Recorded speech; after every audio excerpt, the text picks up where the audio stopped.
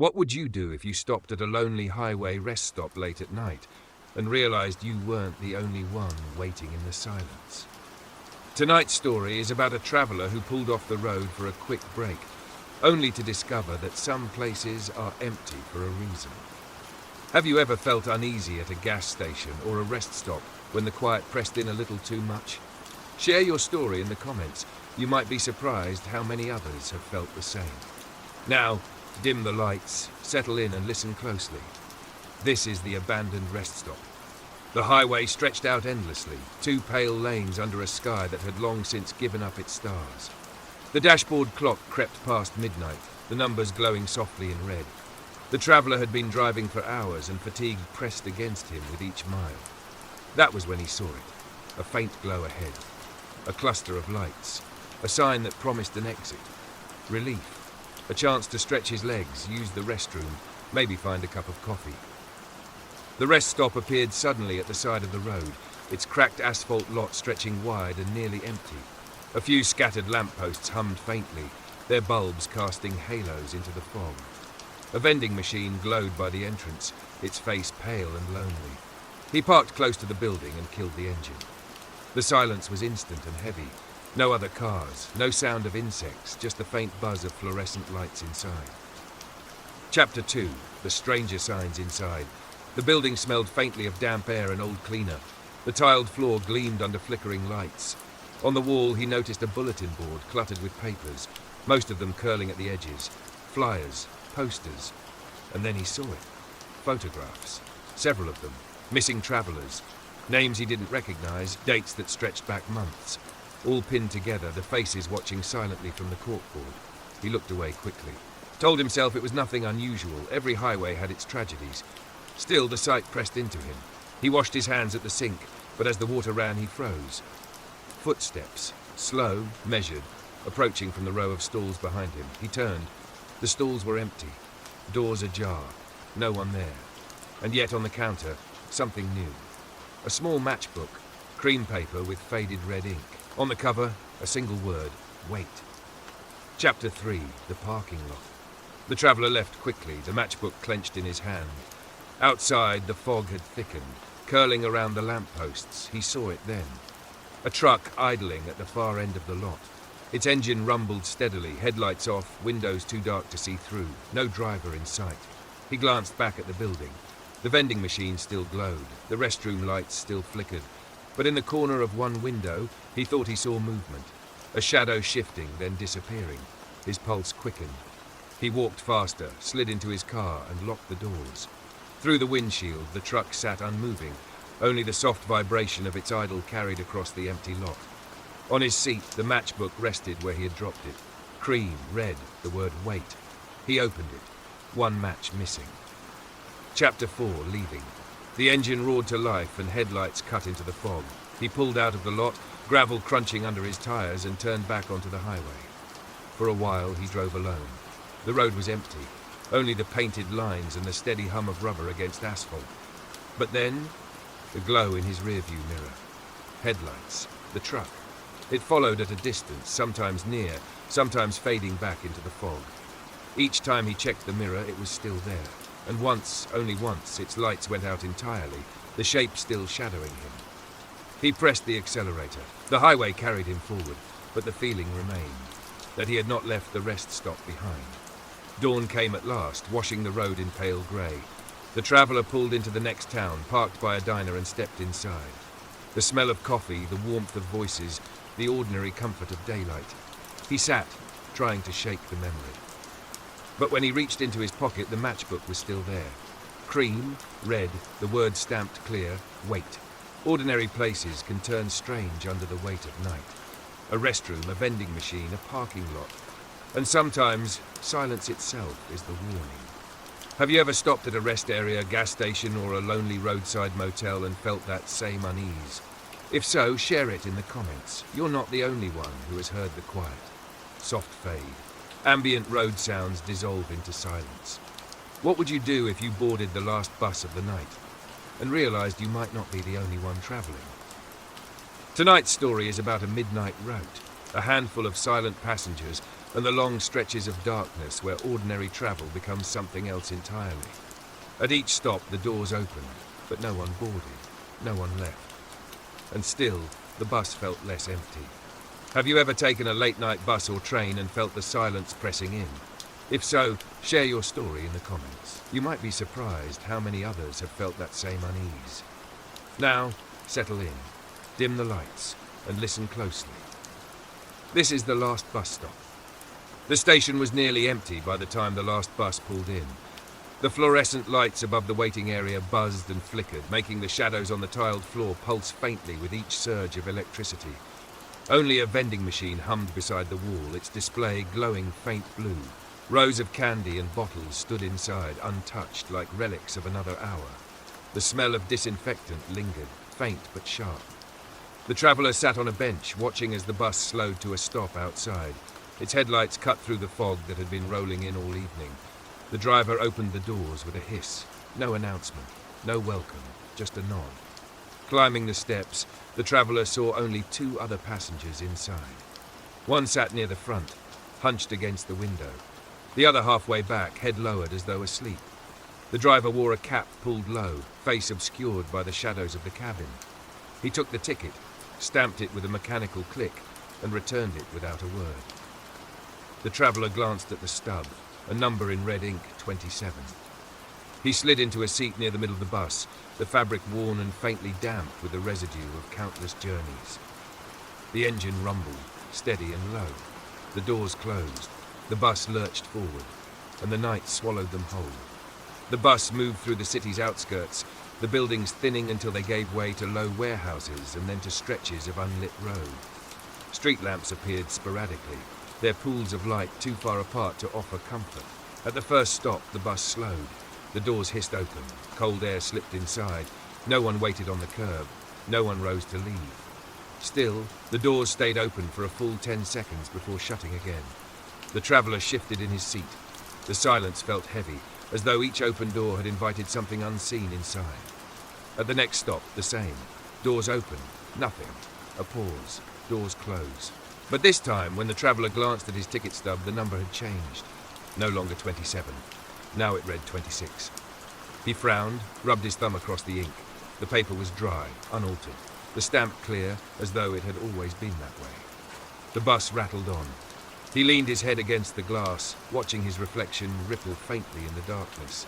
Behind his reflected face, in the rows of seats, he thought he saw someone sitting farther back than before. A faint shape. But when he turned, the seat was empty. The next stop came. Doors opened. Footsteps echoed briefly in the aisle. Yet when he looked, the other 2 passengers hadn't moved.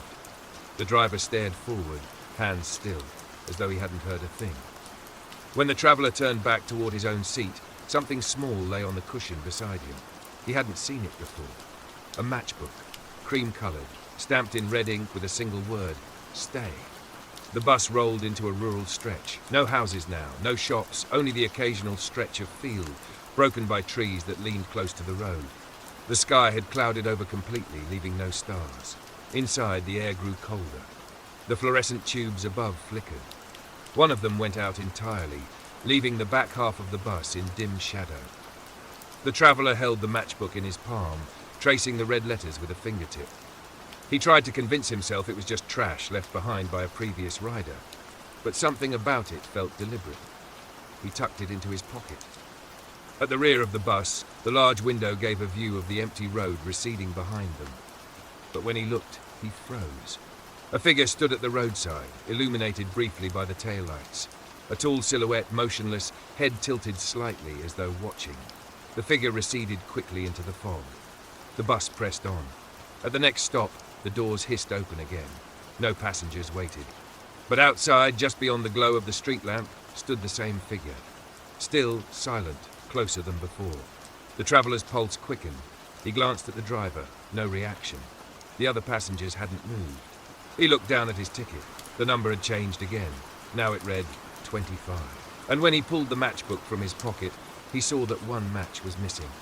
The bus slowed at last, its engine growling low as it entered what looked like a terminal. But the building was wrong. Abandoned. The windows were boarded, the signage faded. Weeds broke through the cracks in the pavement. The bus pulled to a stop. The doors opened with their mechanical hiss. The two silent passengers rose at once. Neither looked at him, neither spoke. They stepped off into the fog. The sound of their footsteps faded immediately, as though the air had swallowed them. The traveller stayed frozen. He looked at the driver, whose face remained shadowed beneath the brim of his cap. "End of the line," the driver said at last. His voice was low, flat, without inflection. The traveller's hands trembled as he gathered his things. He stepped cautiously into the aisle, then toward the open doors. Outside, the fog clung heavy. Shapes of buildings emerged and dissolved. But directly ahead, just beyond the edge of the bus's headlights, stood the figure, motionless, waiting. The traveller stepped back inside, his voice caught in his throat. "I'll stay." The driver gave no reply, only pulled the lever, shutting the doors once more. The bus engine growled and the vehicle rolled forward again, leaving the terminal and its figure behind. Dawn arrived slowly, pale and uncertain. The traveller woke in his own bed, unsure how he had gotten there. The night replayed in fragments like a dream that refused to fade. On the nightstand lay his bus ticket.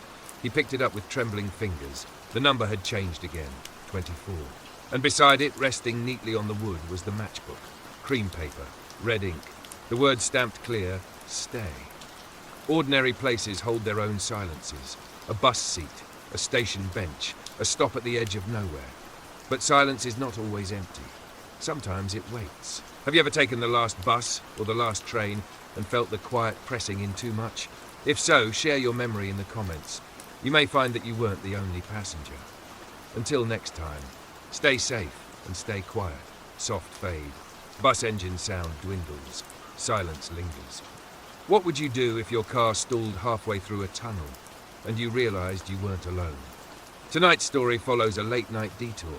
A driver who took the wrong turn and found themselves inside a service tunnel that should have been closed. The lights flicker, the air is heavy, and each echo does not belong to their footsteps. Have you ever been in a tunnel at night when the silence pressed down heavier than the stone around you? Share your memory in the comments. You might not be the only one who's felt it. Now dim the lights, slow your breath, and listen closely. This is the locked tunnel. The highway had been closed miles back, a row of orange barrels forcing cars to reroute along smaller roads. The detour wound into unfamiliar territory. Industrial outskirts, half-lit warehouses, streets that hadn't seen paint in years. The traveller followed the GPS voice reluctantly. It directed them toward a service tunnel, one they'd never taken before. The sign above it was old, its letters faded. Clearance 12. A red light above the entrance flickered as though deciding whether to warn or welcome. The tunnel yawned open, swallowing headlights into a ribcage of concrete. The walls were damp, stained by decades of water running where it shouldn't. The lights overhead buzzed in uneven rows, some steady, some flickering, some gone completely, leaving patches of shadow like open mouths. Inside, the sound of the engine multiplied, bouncing back from the walls. Each drip of water echoed longer than it should have, like someone repeating it faintly just out of sight. Halfway through, the car stuttered. Once, then again. The dashboard lights dimmed, and with a final cough, the engine died. The tunnel fell into silence. The traveller tried the ignition once, twice. The sound was swallowed, failing before it could become real. The headlights dimmed, leaving only the weak glow of one working overhead lamp. In the half-dark, the tunnel stretched ahead and behind, endless. The air was damp, metallic. They sat still, listening. That was when they heard it. Footsteps, slow, deliberate, echoing down the tunnel. Not hurried, not approaching directly. Just pacing back and forth somewhere in the darkness. They held their breath, listened harder. The sound stopped, and then a second later, another echo. Closer this time. The traveller fumbled for their phone. No signal. Just a blank bar where reception should be. When they looked back up, something rested on the passenger seat. A matchbook. Cream paper, stamped in red. The word across the front, "Run." They left the car reluctantly, stepping into the tunnel's silence. Their footsteps sounded too loud, bouncing down the concrete ribcage. Ahead, a flickering light swung faintly. Though there was no breeze, the walls glistened with moisture. Faded graffiti curled across the concrete, shapes half erased by time. But as they walked, they noticed something stranger. Shadows. Their own figure stretched along the wall, but behind it faintly another shadow, taller, moving at a different pace. They spun around. The tunnel was empty. Only their car sat silent in the gloom. When they turned back, the shadow was gone. They walked faster now. Each overhead lamp hummed or fizzed, some sparking faintly as though ready to die. The exit seemed to recede, always just beyond the next bend. Once they glanced down at the floor and saw footprints in the damp. Not their own. Bare, long, pressed into the sheen of water. They followed for several steps until the prints veered sideways, directly into the wall. At last, the traveller reached the end of the tunnel. A heavy metal door stood closed across the road, its bolts locked, its surface stained with rust. Beyond it, faint daylight shone through a small barred window, pale and unreachable. They pounded on the door. It echoed through the tunnel, mocking. Behind them, the footsteps began again, steady, unhurried. They turned. The tunnel stretched long and empty, shadows flickering against the walls. But the sound grew louder, bouncing closer. The traveller pressed their back against the locked door. Their hand brushed something cold on the ground. Another matchbook, cream paper, red ink. This one read, "Stay." The footsteps paused, then silence. And in that silence, a low whisper carried through the tunnel. Words indistinct, but the rhythm unmistakable. Like someone reciting a list, or calling roll in a room of names that weren't there. When the door finally creaked open, unlocked not by them but from the other side, daylight rushed in, blinding. A worker in a reflective vest stood there, confused, asking why they had been inside. The traveller stumbled out, breathless. When they turned back, the tunnel stretched empty once more. No figures, no footsteps, only the silence waiting to close its mouth again. Later at home, they emptied their pockets, keys, wallet, and the matchbooks. 2 of them, cream, stamped in red, one red run, the other stay. Ordinary places can hold extraordinary silence, a tunnel, a corridor, a rest stop. It isn't the darkness that unsettles us, it's what the silence allows. Have you ever found yourself somewhere too quiet, a place where even your own footsteps seemed unwelcome? If so, share your story in the comments. Someone else may know exactly what you mean. Until maybe next time, stay safe and listen closely.